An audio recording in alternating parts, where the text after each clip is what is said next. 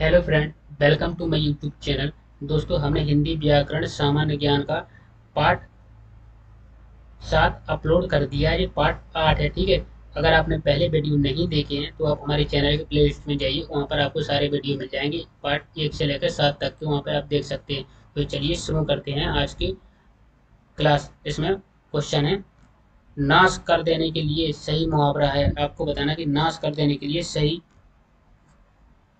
मुहावरा बताना है। ऑप्शन ए, पानी में आग लगाना, पानी भरना, पानी फेर देना, पानी पानी होना।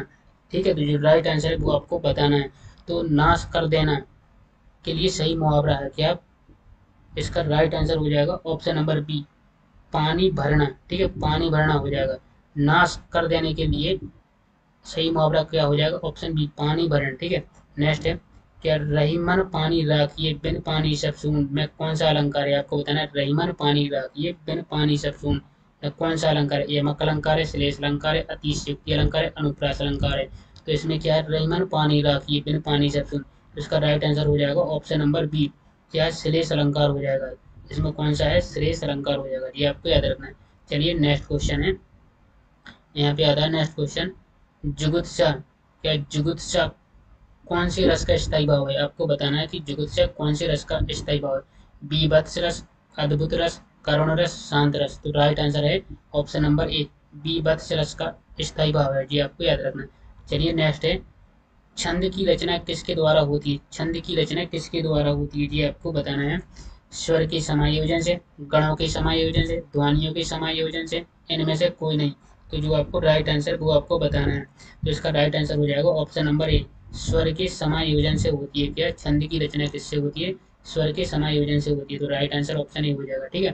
चलिए नेक्स्ट क्वेश्चन है, यहाँ पे आता है भ्रमर गीत। भ्रमर गीत के रचयिता कौन है? आपको बताना है कि भ्रमर गीत के रचयिता कौन है। तो option A Vidyapati, option B है शिव सिंह, ऑप्शन सी है सूरदास, ऑप्शन डी है घनानंद। तो भ्रमर गीत के रचयिता कौन हो जाएंगे? भ्रमर गीत के रचयिता है Surdas, option C right answer हो जाएगा, जी आपको याद रखना। चलिए नेक्स्ट है, यहाँ पे प्राण प्रिया। प्राण प्रिया का सही समानार्थी शब्द है। प्राण प्रिया का सही समानार्थी शब्द क्या है? सहचरी, संगिनी, प्रेमिका या अर्धांगिनी। तो प्राण प्रिया का सही समानार्थी शब्द होता है अर्धांगिनी होता है। तो ऑप्शन डी राइट आंसर हो जाएगा, ठीक है जी, आपको याद रखना है। चलिए नेक्स्ट क्वेश्चन है, तो यहाँ पे आपका राइट आंसर हो जाएगा, दुरित दुख दैन्य न थे जब ज्ञात, दुरित दुख दैन्य न थे जब ज्ञात, अपरिचित जरा मरण भूपात पंक्ति के रचनाकार है। आपको बताना है इसके रचनाकार कौन है? सूर्यकांत त्रिपाठी निराला, महादेवी वर्मा, सुमित्रानंदन पंत, जयशंकर प्रसाद। तो राइट आंसर हो जाएगा इसका option number C, Sumitranandan Pant हो जाएंगे, ठीक है। कि दुरित दुख दैन न थे जब ज्ञात, अपरिचित जरा मरण भूपात पंक्ति के रचनाकार सुमित्रानंदन पंत जी, आपको याद रखना है, ठीक है। ऑप्शन सी राइट आंसर है। नेक्स्ट है, दिए गए विकल्पों में मारुत का सही, मारुत का पर्यायवाची बताना है आपको। मारुत का पर्यायवाची क्या हो जाता है? देवता, वायु, पृथ्वी, तालाब। तो जो राइट आंसर है वो आपको बताना, तो क्या हो जाएगा? ऑप्शन नंबर बी हो जाएगा, जी आपको याद रखना। तो राइट आंसर हो जाएगा वायु, ठीक है। चलिए नेक्स्ट क्वेश्चन है, यहाँ पे आता है सुहाग। सुहाग के नुपुर के रचयिता हैं, आपको बताना है सुहाग के नुपुर के रचयिता कौन है, जी आपको बताना है। तो ऑप्शन ए है Premchandra, option B Mohan Rakesh, option C Nirala, option D Amritlal Nagar. तो सुहाग के नुपुर के रचयिता कौन हो जाएंगे? निराला हो जाएंगे, ठीक है। तो राइट आंसर हो जाएगा ऑप्शन नंबर सी, जी आपको याद रखना है। चलिए नेक्स्ट है, ए आई ओ औ कौन सा स्वर है? ए आई ओ औ कौन सा स्वर है? दीर्घ स्वर, संयुक्त स्वर, हास्य स्वर, इनमें से कोई नहीं। तो आपको बताना कौन से स्वर हो जाएंगे? ये संयुक्त स्वर हो जाएगा, ठीक है।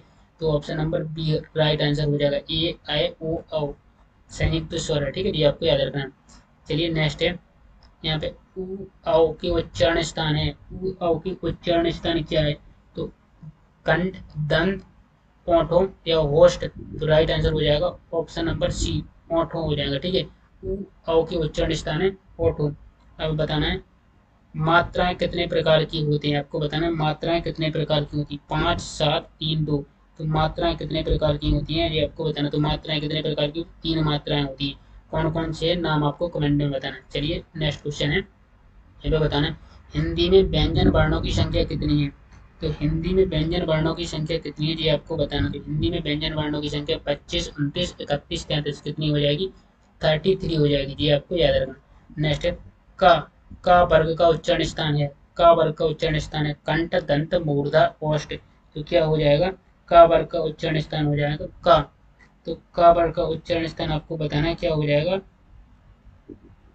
तो इसका राइट आंसर हो जाएगा ऑप्शन नंबर ए, कंठ हो जाएगा। का वर्ग का उच्चारण स्थान क्या है, कंठ हो जाएगा। ठीक है, चलिए नेक्स्ट है पा। पा वर्ग का उच्चारण स्थान बताना है आपको। पा वर्ग का उच्चारण स्थान क्या है, तो आपको बताना कि पा वर्ग का उच्चारण स्थान है।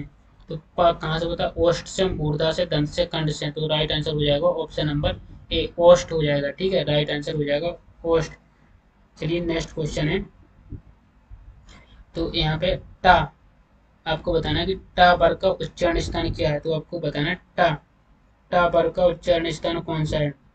तो इनमें से आपको 4 ऑप्शन दिए, जो राइट आंसर है वो आपको बताना है। ठीक है,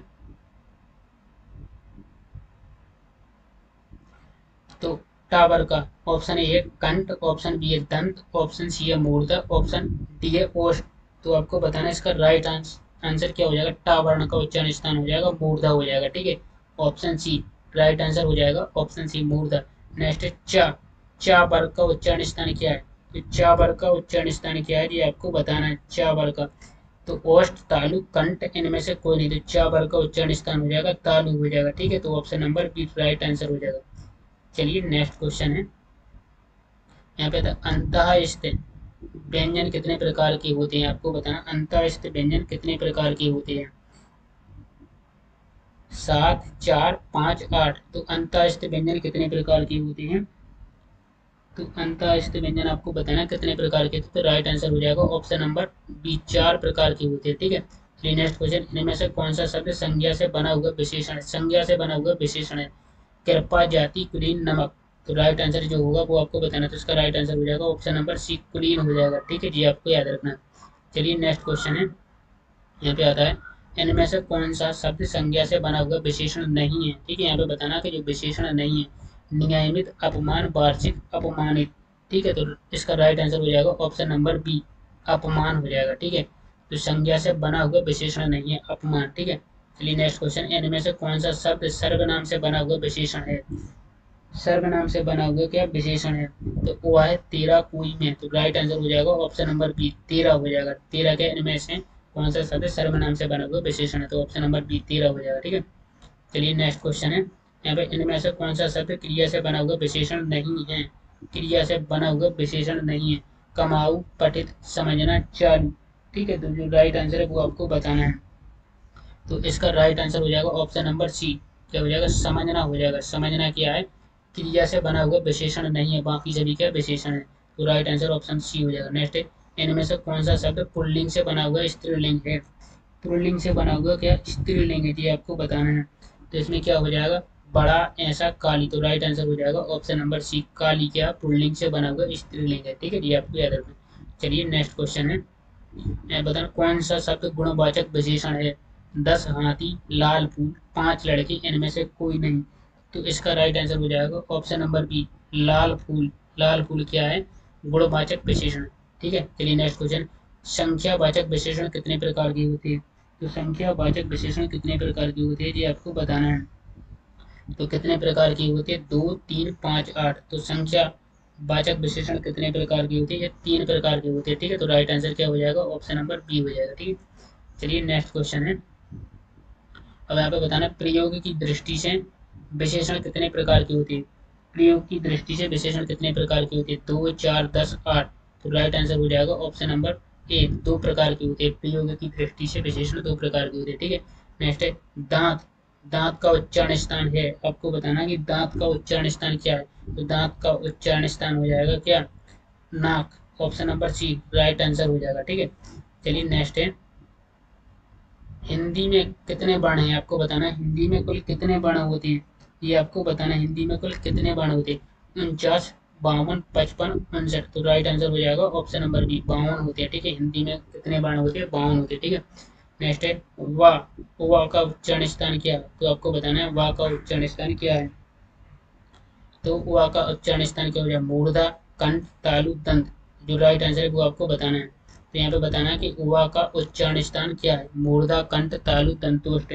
तो option number D right answer हो जाएगा, तंतुष्ट हो जाएगा। ठीक है जी, राइट आंसर हो जाएगा ऑप्शन नंबर डी। नेक्स्ट, निम्न में से कंठ ध्वनि कौन सी है, आपको बताना। कंठ ध्वनि दा धा ड़ा णा गा घा बा बा। तो इसका राइट आंसर हो जाएगा ऑप्शन नंबर सी, गा एंड घा क्या है, कंठ ध्वनि है जी, आपको याद रखना। दोस्तों हमने इसमें आपको टॉप 30 क्वेश्चन सॉल्व कराए हैं।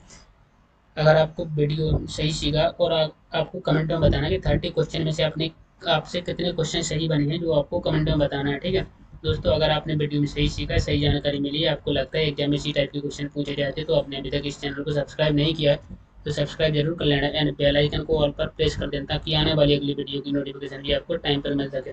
दोस्तों अगर आपने पहले वीडियो नहीं देखी तो हमारे चैनल के प्लेलिस्ट में जाइए, वहाँ पर आपको सभी वीडियो मिल जाएंगे, तो आप देख सकते हैं। और दोस्तों इस वीडियो को ज़्यादा से ज़्यादा शेयर जरूर करना। तो दोस्त मिलते हैं नेक्स्ट वीडियो में, जब तक के लिए आपको थैंक यू सो मच।